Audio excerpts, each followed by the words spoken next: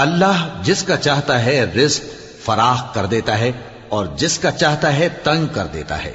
اور کافر لوگ دنیا کی زندگی پر خوش ہو رہے ہیں، اور دنیا کی زندگی آخرت کے مقابلے میں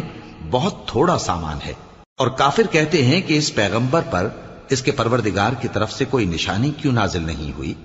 کہہ دو